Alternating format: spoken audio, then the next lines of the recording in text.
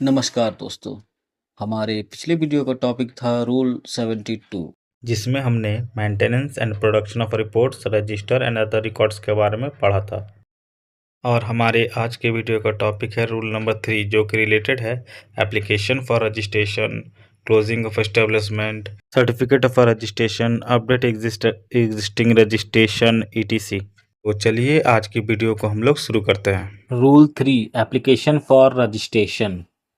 An employer seeking registration for an establishment shall apply electronically in Form 1 containing the particulars of the establishment, accomplished by a document relating to registration of the establishment, proof of identity and address on the Sarm Suvidha portal or portal as may be designated by the central government by giving detail about the establishment। तो जो employer अपने establishment का registration करवाना चाहते हैं उसे form 1 में online application देनी होगी। इस एप्लीकेशन में एस्टेब्लिशमेंट की डिटेल भरनी होगी और एस्टेब्लिशमेंट रजिस्ट्रेशन से संबंधित documents, identity proof, address proof upload करने होंगे। ये एप्लीकेशन सम सुविधा पोर्टल या सेंट्रल गवर्नमेंट के द्वारा निर्धारित पोर्टल पर सबमिट की जाएगी। Next point, where an application under sub-rule 1 is complete in all respects, the certificate of registration shall be issued in Form 3 electronically forthwith, but in any case not later than 7 days from the date of a submission of a complete application। अगर application पूरी तरह से सही और complete है तो registration certificate form 3 में electronically रूप से फॉरथविथ यानी तुरंत इशू किया जाएगा और किसी भी स्थिति में एप्लीकेशन सबमिट होने के 7 दिन के अंदर इशू करना होगा। मतलब रजिस्ट्रेशन सर्टिफिकेट इशू होने का मिनिमम टाइम जो है वो है फॉरथविथ यानी कि तुरंत, और मैक्सिमम जो टाइम लगता है वो है 7 दिन। Provided that if the certificate of registration is not issued within the period specified, the establishment shall be deemed to have been registered and the certificate of registration shall be auto generated in Form 3। अगर किसी कारण से 7 दिन के अंदर certificate issue नहीं होता है तो एस्टेब्लिशमेंट को रजिस्टर माना जाएगा और जो रजिस्ट्रेशन सर्टिफिकेट होगा वो ऑटोमेटिकली जनरेट हो जाएगा फॉर्म 3 में। The late fee of a registration after expiry of 60 days from the date of a notification of these rules shall be specified through general or special order by the central government issued from time to time। In rule की notification के 60 दिन के बाद अगर registration करवाते हैं तो late fee लगेगी। मतलब रजिस्ट्रेशन अगर रूल आने के 60 दिन के अंदर हो जाती है तो लेट फी नहीं लगेगी। इस फी को सेंट्रल गवर्नमेंट समय समय पर जनरल या स्पेशल ऑर्डर के माध्यम से निर्धारित करेगी कि क्या या कितना लेट फी होना चाहिए। The certificate of a registration shall be non transferable and shall be displayed at a conspicuous place within the premise of the establishment। Registration certificate को ट्रांसफ़र नहीं किया जा सकता। ये एक नॉन ट्रांसफरेबल सर्टिफिकेट होता है और इसको एस्टेब्लिशमेंट के अंदर किसी ऐसी जगह पर लगाया जाएगा कि आसानी से सबको दिखाई दे। Where an employer fails to comply with the requirements of a sub rule 1, the registering officer under the code में by order direct such employer to comply with such requirements within the time specified in such order। सब rule 1 के तहत हम establishment के registration के लिए application देते हैं। अगर एम्प्लॉयर सब रूल 1 की रिक्वायरमेंट को पूरा नहीं करता है, मतलब कि एम्प्लॉयर रजिस्ट्रेशन की एप्लीकेशन देने में फेल हो जाता है, तो रजिस्टरिंग ऑफिसर लिखित ऑर्डर के माध्यम से एम्प्लॉयर को निर्धारित समय के अंदर निर्देश का सही रूप से पालन करने का निर्देश दे सकता है। An employer of an establishment already registered under any other central labour law for the time being in force shall within 6 months from the date on which rules come into force update the registration particulars in Form 1। जो establishment किसी अन्य central labour law के तहत पहले से registered है तो ऐसे एस्टेब्लिशमेंट को भी इस रूल के लागू होने के बाद जिस डेट को यह रूल लागू हुआ है उससे 6 महीने के अंदर अपनी रजिस्ट्रेशन डिटेल्स फिर से फॉर्म 1 में अपडेट करनी होगी। Provided that no such cancellation shall be made unless the establishment has been given an opportunity to show cause within a period of 30 days, either electronically or by speed post, as to why the certificate of registration should not be cancelled. Registration cancel करने से पहले establishment को 30 दिन का time दिया जाएगा, जिसमें उसे शो कॉज नोटिस दिया जाएगा, जिसे कारण बताओ नोटिस भी कहते हैं, जिसमें उन्हें इलेक्ट्रॉनिकली या स्पीड पोस्ट के माध्यम से अपना पक्ष रखने का मौका दिया जाएगा कि एस्टेब्लिशमेंट के रजिस्ट्रेशन को क्यों कैंसिल नहीं करना चाहिए. The employer shall quote the registration number. The employer shall quote the registration number on all documents prepared or completed by the employer in connection with the rule of the scheme made thereunder and in all correspondence with the office concerned. Employer को अपना registration number rule या scheme के तहत बनाए गए सभी documents पर और संबंधित ऑफिस के साथ की गई कॉरस्पॉन्डेंस में लिखना अनिवार्य है. Any change in the particulars furnished in Form 1 shall be updated on the portal by the employer within 30 days of such change, and where the application from amendment is complete in all respect, the amendment certificate of registration shall be issued electronically in Form 3 not later than 7 days from the date of a submission of a complete application, failing which amendment certificate of registration shall be auto generated. तो form 1 में जिसकी सहायता से हम establishment का registration करवाते हैं, अगर फॉर्म 1 में दी गई किसी भी जानकारी में बदलाव होता है तो एम्प्लॉयर को 30 डेज़ के अंदर पोर्टल पर अपडेट करना होगा. अगर अमेंडमेंट एप्लीकेशन कंप्लीट है, जैसे ही एम्प्लॉयर द्वारा अमेंडमेंट एप्लीकेशन कंप्लीट होता है तो एक अमेंडमेंट रजिस्ट्रेशन सर्टिफिकेट फॉर्म 3 में 7 दिन के अंदर इशू किया जाता है.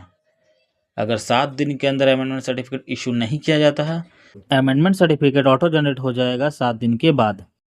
The registering officer shall maintain in form 5 showing the particulars of establishment in relation to which certificates of registration have been issued.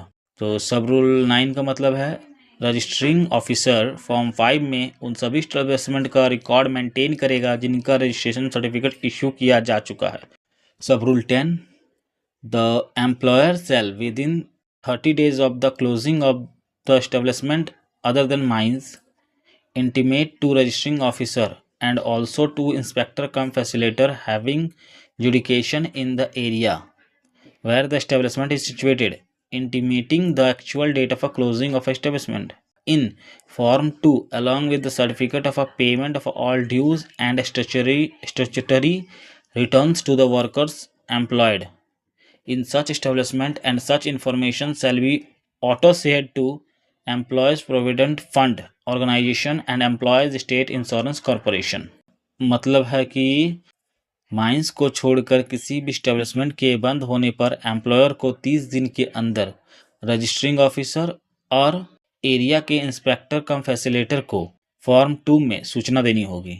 साथ ही वर्कर के सभी ड्यूज और स्टैट्यूटरी रिटर्न्स का पेमेंट सर्टिफिकेट भी देना होगा. यह जानकारी एम्प्लॉय प्रोविडेंट फंड ऑर्गेनाइजेशन और एम्प्लॉय स्टेट इंश्योरेंस कॉर्पोरेशन को ऑटोमेटिक शेयर हो जाएगी. सब rule 11, on receipt of a form 2 complete in all respects, the registering officer shall cancel the certificate of a registration and issue cancellation of a certificate of a registration in form 4 electronically within 60 days from the receipt of a form 2. तो form 2 प्राप्त होने के बाद और सब कुछ सही पाए जाने पर रजिस्टरिंग ऑफिसर 60 दिन के अंदर रजिस्ट्रेशन सर्टिफिकेट को कैंसिल करके फॉर्म 4 में रजिस्ट्रेशन कैंसिल सर्टिफिकेट इशू करेगा. If registering officer fails to cancel the registration certificate of the establishment within 60 days, then the cancellation of registration certificate shall be auto-generated in Form 4. अगर registering officer 60 दिन के अंदर establishment का registration cancel नहीं करता है तो ऐसे सिचुएशन में रजिस्ट्रेशन ऑटोमेटिक कैंसिल हो जाएगा और कैंसलेशन सर्टिफिकेट फॉर्म 4 में ऑटो जनरेट हो जाएगा. तो ये रूल 3 कंप्लीट हो गया. तो बस रूल 3 में इतना ही था। अब रूल 3 को एक बार रिवीजन कर लेते हैं। तो रजिस्ट्रेशन एप्लीकेशन इन फॉर्म 1, तो एस्टेब्लिशमेंट के रजिस्ट्रेशन के लिए जो एप्लीकेशन दिया जाएगा वो फॉर्म 1 में दिया जाएगा। अप्लाई थ्रू सर्व सुविधा पोर्टल, रजिस्ट्रेशन के लिए जो अप्लाई किया जाएगा वो सर्व सुविधा पोर्टल में किया जाएगा। रजिस्ट्रेशन सर्टिफिकेट, एस्टेब्लिशमेंट का रजिस्ट्रेशन होने के बाद जो सर्टिफिकेट इशू होगा, रजिस्ट्रेशन सर्टिफिकेट, वो फॉर्म 3 में इशू होगा। Certificate issue with in 7 days, certificate जो इशू होगा उसके लिए जो मैक्सिमम टाइम है वो 7 डेज दिया गया है। 7 डेज में सर्टिफिकेट इशू हो जाएगा, और अगर नहीं होता है तो no certificate within 7 days, तो auto generated form 3।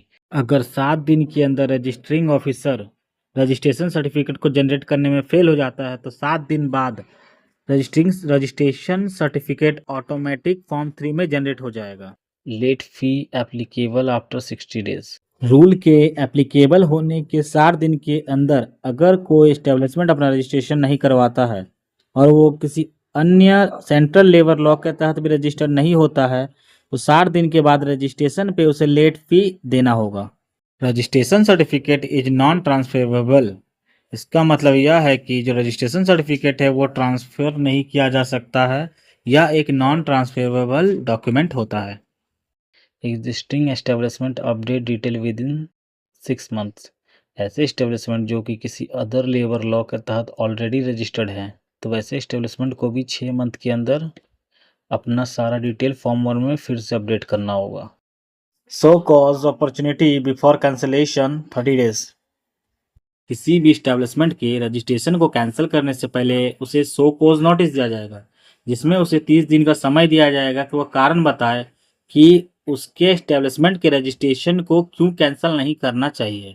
Registration number must appear on all official documents, establishment के रजिस्ट्रेशन के बाद जो रजिस्ट्रेशन नंबर इशू किया जाएगा वो सारे ऑफिशियल डॉक्यूमेंट में अपीयर होना चाहिए। Changes in particulars must be updated with in 30 days, establishment के रजिस्ट्रेशन के टाइम जो भी फॉर्म 1 में डिटेल्स दिए गए थे अगर उस डिटेल्स में किसी तरह का चेंजेस होता है तो उसको 30 दिन के अंदर अपडेट करना होगा। Amendment certificate is generated by RO within 7 days, form 1 में अमेंडमेंट होने के 7 दिन के अंदर आरओ अमेंडमेंट सर्टिफिकेट को जनरेट करता है। Registering officer maintains form 5, form 5 registering officer द्वारा मेंटेन किया जाता है जिसमें सभी इस्टेब्लिशमेंट के रजिस्ट्रेशन डिटेल को मेंटेन किया जाता है। क्लोजर इंटीमेशन फॉर्म 2, माइंस को छोड़ के जितने भी इस्टेब्लिशमेंट होंगे वो अपने एस्टेब्लिशमेंट का क्लोजिंग का एक्चुअल डेट का इंटीमेशन आरओ और आईएफ को फॉर्म 2 में करेंगे।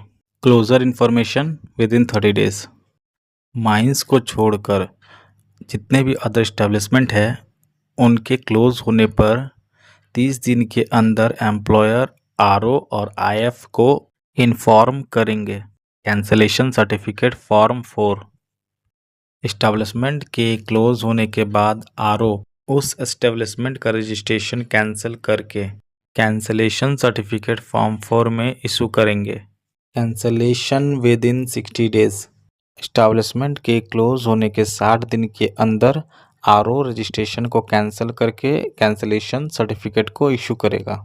No action within 60 days, auto generated form 4, अगर 60 दिन के अंदर आरओ किसी तरह का एक्शन नहीं लेता है, रजिस्ट्रेशन को कैंसिल नहीं करता है तो ऐसे में रजिस्ट्रेशन 60 दिन के बाद ऑटोमेटिक कैंसिल हो जाएगा और फॉर्म 4 ऑटो जनरेट हो जाएगा। इस टॉपिक से रिलेटेड ये कुछ इम्पॉर्टेंट एमसीक्यूज़ है। ये वीडियो आप लोगों ने पूरा देख लिया है तो मुझे नहीं लगता है कि इन एमसीक्यूज़ को अटेम्प्ट करने में आपको किसी भी तरह का परेशानी होगा, तो इन एमसीक्यूज़ को ज़रूर अटेम्प्ट करिए। ये एग्ज़ाम के लिए बहुत इम्पॉर्टेंट है। और अगर वीडियो अच्छा लगा हो, कंटेंट यूज़फुल लगा हो तो वीडियो को लाइक शेयर ज़रूर करें और चैनल को सब्सक्राइब करना ना भूलें।